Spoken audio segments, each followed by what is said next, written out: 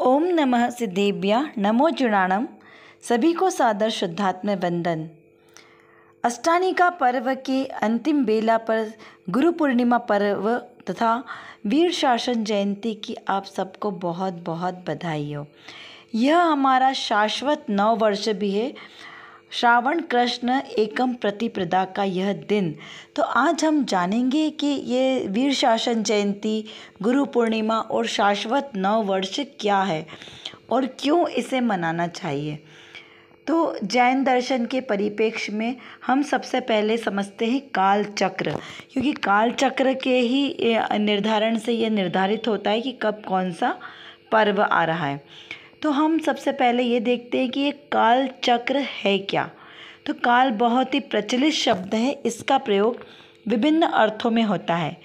यही हम जैन दर्शन के परिप्रेक्ष्य में काल द्रव्य की चर्चा को बहुत विस्तार से किया गया है, जिसमें 6 काल का वर्णन आया है। उसमें से हम यहाँ बहुत संक्षिप्त में समझेंगे।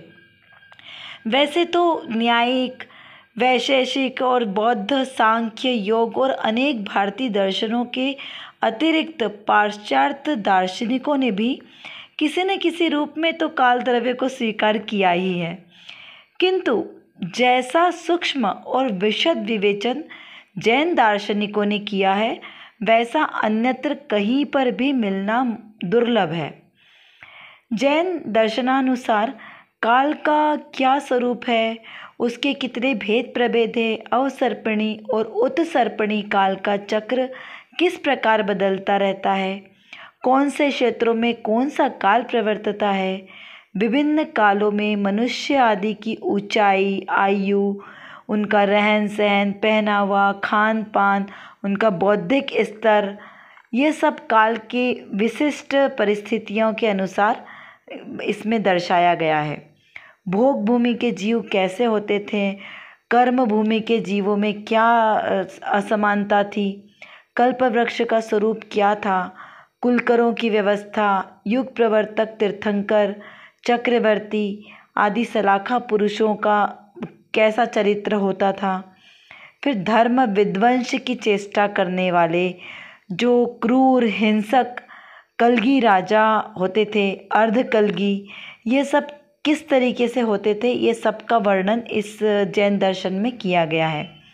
सृष्टि प्रलय का स्वरूप, पुनः सृष्टि का सर्जन किस प्रकार से हुआ, फिर हुंडा अवसर्पणी काल की विचित्रताएं और अनेक महत्वपूर्ण विषय आपको जैन दर्शन में, जैन ग्रंथों में बहुत विस्तार से मिलेंगे और प्रामाणिक भी मिलेंगे। काल चक्र जो है 2 शब्दों से मिलकर बना है, काल यानी समय और चक्र यानी परिवर्तन यानी फेरबदल। तो हुंडा अवसर्पणी दुखमा काल को आम भाषा में ही पंचम काल कहा जाता है, जो अभी हमारा वर्तमान में चल रहा है। तो ये जैन दर्शन के अनुसार जो वर्तमान में यह काल चल रहा है, इस काल में भगवान महावीर स्वामी के मोक्ष प्राप्ति के बाद कितने समय बाद, तो 3 वर्ष और 8.5 माह बाद से जो ये प्रवर्तन चला, इसे हमने पंचम काल का रूप में माना है।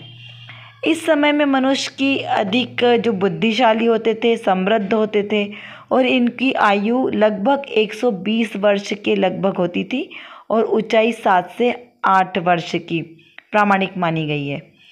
और इसी अवधि के अंत में जब ये पंचम काल का अंतिम समय आएगा, तब तक मनुष्य की अधिक से अधिक ऊंचाई 1 हाथ रहेगी और उम्र 20 वर्ष के करीब रहेगी।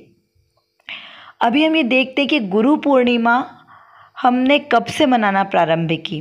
तो ये गुरु पूर्णिमा पर्व की शुरुआत 2460 वर्ष पहले से हुई है, जब महावीर भगवान को केवल ज्ञान प्राप्त हुआ और उनका दिव्य समोसरण की रचना हुई। फिर 66 डेज यानी 66 दिन तक भगवान की दिव्य देशना नहीं खिरी। पूरे भारतवर्ष में विहार तो हुआ, लेकिन देशना नहीं खिरी। उसके बाद श्रावण कृष्ण एकम के दिन प्रथम बार दिव्य देशना खिरी, जिसे दिव्य ध्वनि अवतार के रूप में भी माना गया, उपकार दिवस के रूप में भी माना गया और गुरु पूर्णिमा के रूप में भी, क्योंकि गौतम इंद्रभूति गौतम गंधर ने भगवान महावीर को अपना गुरु स्वीकार किया और उनकी लघुता के कारण इस पर्व को गुरु पूर्णिमा के रूप में मनाया गया। अभी भी जो पंचम काल हमारा चल रहा है, इस पंचम काल को पूरा होने में 18,540 वर्ष बाकी है। उसके बाद छठे नंबर का अति दुखमा काल प्रारंभ होगा। फिर धीरे धीरे धर्म, बुद्धि, विवेक, प्रेम, धैर्य, जितने भी हमारे अच्छे गुण हैं ना, ये सारे गुणों का लोप हो जाएगा, धीरे धीरे खत्म होने लगेंगे। और पंचम काल के अंत में प्रत्येक 1000 वर्ष होने के बाद एक कलगी राजा उत्पन्न होगा और हर 500 वर्ष के बाद एक उपकलगी राजा होंगे। अब ये कलगी क्या है? ये एक प्रकार के राजा का नाम है। जैसे अभी हमारे पहले राजा होते थे ना, हमने उनको चक्रवर्ती और आदि ऐसी उपमा दी, इस प्रकार से कलगी राजा होंगे। लेकिन अभी हमारे जो पहले के राजा होते थे वो बहुत अच्छे, दयालु, धर्मनिष्ठ होते थे। लेकिन अब जो होगा, अभी तो हमारा लोकतंत्र चल रहा है, अब जो इसके बाद जो राजा, ये कलगी राजा होंगे, ये बहुत क्रूर होते जाएंगे। जैसे जैसे काल बढ़ता जाएगा वैसे वैसे उनमें क्रूरता और गुणहीनता आने लगेगी। और जैसे अभी हमें लगता है ना कि हमने बहुत प्रगति की है, कितना पहले के लोगों को हम समझते हैं कि वो लोग तो कम बुद्धिशाली थे, उनके पास कुछ अग्नि का आविष्कार नहीं था, बर्तनों का आविष्कार नहीं था, उन्हें घर बनाते नहीं आते थे, हवाई जहाज़ ये सब उनके पास सुविधा नहीं थी। हमने ये सारी प्रगति करी है, मिक्सी का आविष्कार, सारे जितनी हमारी अभी की मॉडर्न टेक्नोलॉजी है, ये सब हम समझते हैं कि हमने ही डिस्कवर की है। लेकिन ऐसा नहीं है। जो पूर्व के लोग थे वो हमसे ज़्यादा बुद्धिशाली थे और उन्होंने हमसे ज़्यादा विकास किया, लेकिन वो काल इतना लंबा होने की वजह से वो सारी चीज़ें नष्ट भ्रष्ट हो गई, इसलिए हमें उसके प्रमाण नहीं मिलते और हम ऐसे भ्रम में रहते हैं कि हमने ज़्यादा प्रगति की है। तो ऐसे ही ये जो पंचम काल का अंत आएगा, जब ये कलगी राजा होंगे, उस समय धर्म का भी लोप होने लगेगा, सभी धर्मों का। ऐसा नहीं कि किसी एक पर्टिकुलर धर्म का, धर्म यानी सभी धर्मों का लोप होना लगेगा, क्योंकि लोग क्रूर होने लगेंगे ना, उनके पास भोजन आदि की व्यवस्था नहीं रहेगी तो वो एक दूसरे को ही मारकर खाने लगेंगे।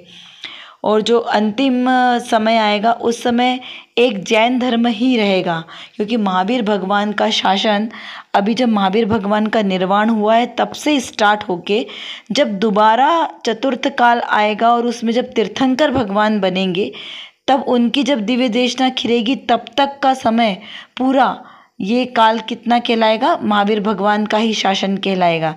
यानी अभी भी करीब 21,000 का तो पंचम काल, फिर 21,000 का छठम काल, फिर 21,000 का छठम काल, फिर पंचम काल 21,000 का, इस प्रकार से ये पूरा 82,000 वर्ष का है, ये पूरा महावीर भगवान का ही शासन काल कहलाएगा।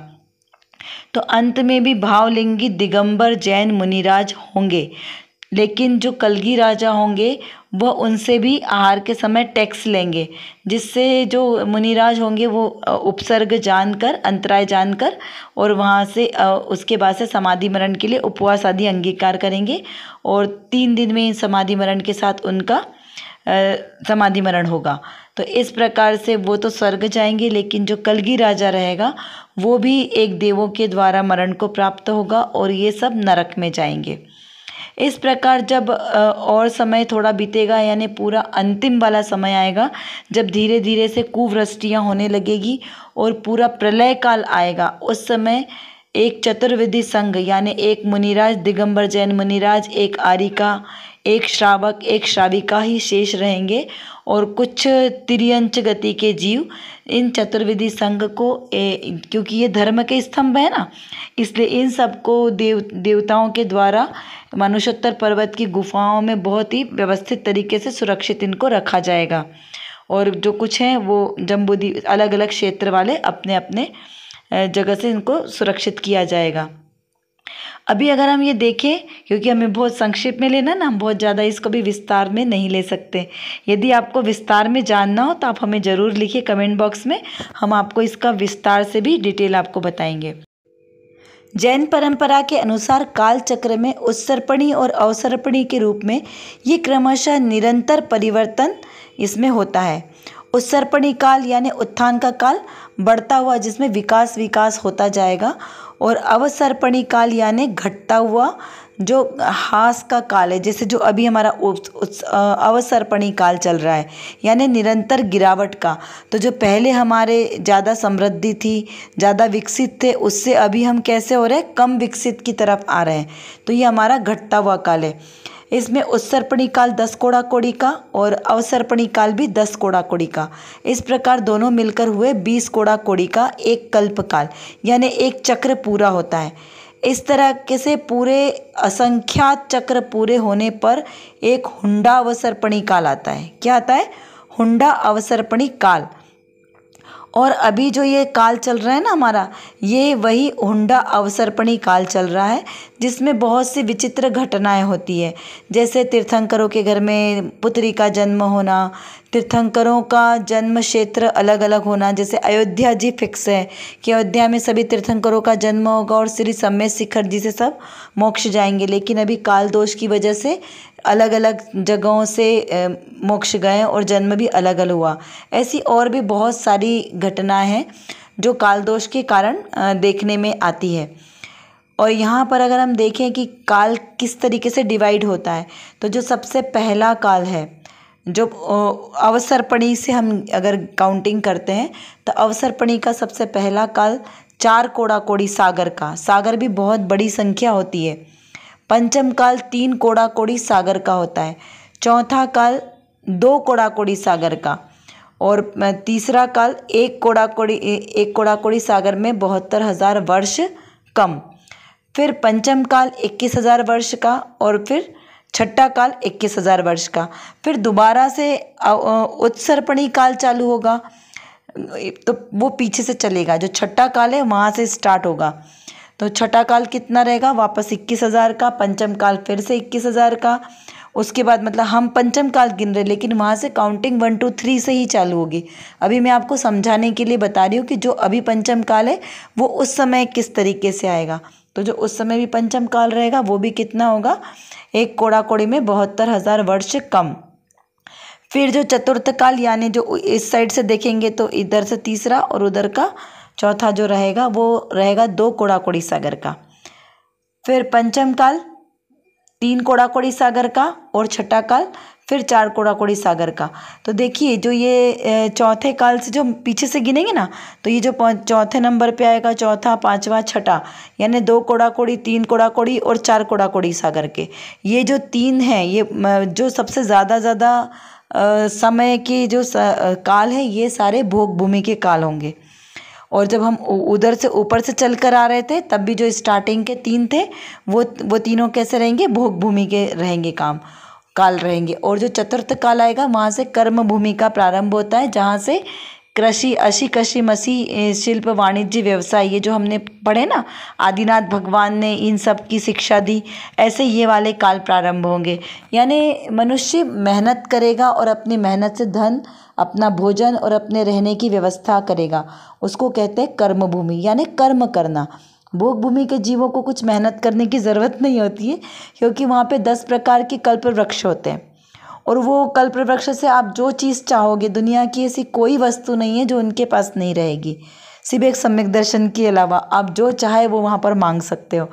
तो वहाँ पर उनको किसी भी प्रकार की कोई आवश्यकता ही नहीं पड़ती है कि उन्हें कोई काम करना पड़े, है ना। तो वो बहुत ही सुख वाला काल होता है।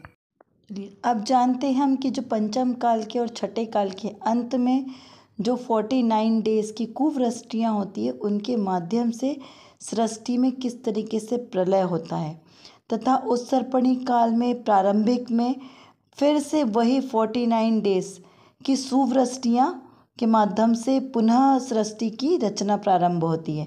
देखिए यहाँ से ये क्लियर हो जाएगा कि सृष्टि की रचना करना या सृष्टि में प्रलय करने के लिए कोई विशेष देवता को नियुक्त नहीं किया है, ये सब रचना स्वतः होती है।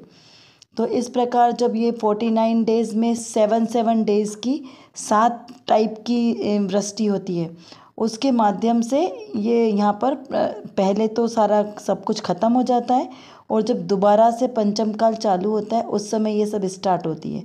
उसमें है 7 दिन तक पुष्कर, क्षीर यानी दूध की अमृत, रस, औषधि, सुगंध, जल, इस प्रकार से अलग अलग ऐसी वर्षा होती है। तो इससे क्या होता है कि वहाँ पर समृद्धि आती है, और जब अंत होता है तब ये समृद्धि सारी चली जाती है। तो इस प्रकार ये वज्राग्नि से जली हुई संपूर्ण पृथ्वी शीतल हो जाती है, क्योंकि जब पंचम काल का अंत था तब ये सारी चीज़ें ख़त्म हो गई थी। फिर पूरा छठा काल आया 21st ईयर्स का, है ना, और फिर दोबारा से आया 21,000 वर्ष का पूरा। तो वो धरती कैसी थी, बहुत ज़्यादा तपन से युक्त थी और पूरी त्राही त्राही, सब लोग बहुत दुखी परेशान। तो जैसे ही ये सुवृष्टि होती तो सारे लोग कैसे होते हैं, बड़े खुश होते हैं। और जो वो आपको अभी बताया था ना मैंने कि वो आरिका, एक मुनिराज और श्रावक श्राविका और कुछ तिर्यंच गुफा के अंदर छुपे होते हैं। तो जब उनको ये वृष्टि की महक आती है, सुगंध, तो वो सुगंध को सूंघकर उन्हें ये पता चल जाता है खुशबू से कि हाँ अब कुछ नया काल, अच्छा काल आने की शुरुआत हो गई है। तब वो अपनी उस गुफा से निकल के बाहर आते हैं और फिर धीरे धीरे धीरे धीरे इस प्रकार से फिर से डेवलपमेंट प्रारंभ होता है। धीरे धीरे आयु, तेज, बुद्धि, बाहुबल, क्षमा, धैर्य, ऐसे इन सारे गुणों की भी वृद्धि होती है। अग्नि की आविष्कार होता है। पहले लोग कच्चा भोजन करते थे, फिर वो धीरे धीरे कच्चे भोजन को पकाकर खाना स्टार्ट करते हैं। इस प्रकार से ये पंचम दूषण काल के 20,000 वर्ष बीतने पर मनुष्य जीवन अभी की तरह व्यवस्थित हो जाता है। कितना, छठा काल पूरा खत्म होने के बाद जब पंचम काल प्रारंभ होता है उसके बाद 20,000 वर्ष, है ना। अभी मैंने आपको क्या बताया था कि 18,540 वर्ष अभी और बचे हैं। तो इसी प्रकार आप जब पीछे से आएंगे तब वहाँ से 20,000 वर्ष गिने, यानी मान के चलो कि अभी वाला समय, इतना काल जब आएगा तब अपने आप ही सब कुछ व्यवस्थित होने लगता है। चलिए अब हम अपने विषय पर आते हैं कि इन सब तथ्यों को जानने से ग्रहण करने योग्य क्या विशेष बात है जो हमारे इस गुरु पूर्णिमा और वीर शासन जयंती शाश्वत 9 वर्ष के संदर्भ में आई है। तो देखिए, जब 66 डेज 66 दिन बाद जब दिव्य ध्वनि खिरी, तो इतने दिन बाद खिरने का कारण जनरली तो तीर्थंकरों के जस्ट केवल ज्ञान होते ही खिरती है। तो यहाँ कषाय पाहुड़ जी, धवला जी ग्रंथ आदि अनेकों ग्रंथों के अनुसार से काल लब्धि के अभाव में तीर्थंकर भी गंडर की व्यवस्था नहीं कर सका, अथवा ऐसा समझे कि यहाँ पे निमित्त उपादान दोनों में से किसी एक की कमी हो तो उस कारण से कार्य की सिद्धि नहीं होती है। ऐसा यहाँ पे सिद्ध होता है कि काल लब्धि पांचों समवाय का मिलना बहुत आवश्यक है। दूसरा, अगर हम देखें तो यह पर्व जो ये घटना हुई, ये उपकार दिवस के रूप में मनाई गई, क्योंकि जो तीर्थंकर भगवान की दिव्य देशना से जो भव्य जीवों का उपकार हुआ वो किसी और से नहीं हो सकता, क्योंकि उस समय में सारे ही धर्म अपनी चरम सीमा पर थे। अहिंसा को लोग बहुत कम समझ रहे थे उस समय, और हिंसा की पराकाष्ठा हो रही थी। जब तीर्थंकर भगवान का जन्म हुआ तो जगती को शांति का अनुभव हुआ और सत्य धर्म का प्रकाश हुआ। द्वादशांग की रचना भी इसी समय से प्रारंभ हुई, क्योंकि भगवान महावीर की दिव्य देशना खिरी और उसी तिथि में जो गौतम स्वामी को गंधर के रूप में प्रकट हुए और उन्होंने द्वादशांग की अंतर्मूर्त में रचना कर दी। फिर इसी समय को शाश्वत 9 वर्ष भी कहा जाता है, क्योंकि जिस दिन दिव्य ध्वनि खिरी उससे ही धर्म की शुरुआत भी हुई। धर्म की शुरुआत ही सुख की शुरुआत है, आनंददायी जीवन है। अतः यही श्रावण कृष्ण प्रतिप्रदा की तिथि जैन धर्म के अनुसार 9 वर्ष के युग की प्रारंभ तिथि मानी जाती है। और जो अभी मैंने आपको काल चक्र में ये सारी गणना बताई ना, जो सुवृष्टि हुई, तो ये जो सुवृष्टि होने का जो समय है वो यही अष्टानी का महापर्व है आषाढ़ की, जिसमें धीरे धीरे ये 49 डेज तक सुवृष्टि होती गई।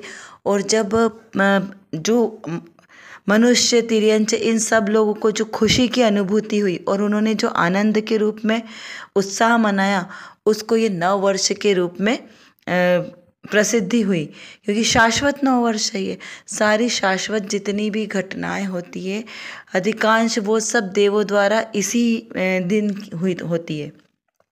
और देखिए ये एक संयोग है, क्योंकि उसी दिन भगवान की दिव्य ध्वनि भी खिरी।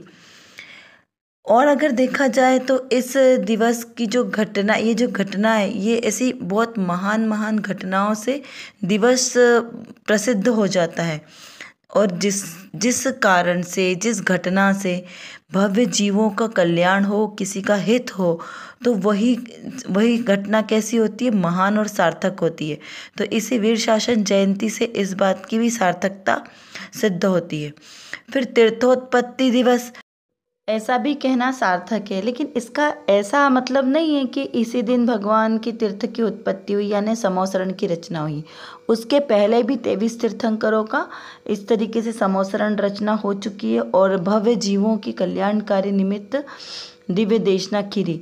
लेकिन हम अभी महावीर भगवान को इसलिए मानते क्योंकि ये अंतिम है, और इसके बाद अब दोबारा हमें अभी शासन नहीं मिलेगा भगवान महावीर का, इसलिए ये हमारे लिए वीर शासन जयंती के रूप में मनाया जाना सार्थक होता है।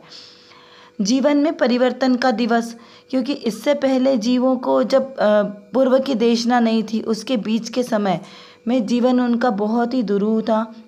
जैसे वीर शासन जयंती के पूर्व को ही ले लो, आषाढ़ कृष्ण पूर्णिमा के दिन, तो इंद्रभूति गौतम गंधर्व पहले कैसे थे, ब्राह्मण मत में थे और मिथ्या दृष्टि अज्ञानी थे।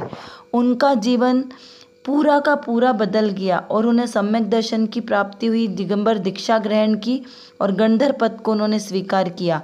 तो इस प्रकार उनके जीवन में भी बहुत परिवर्तन आया।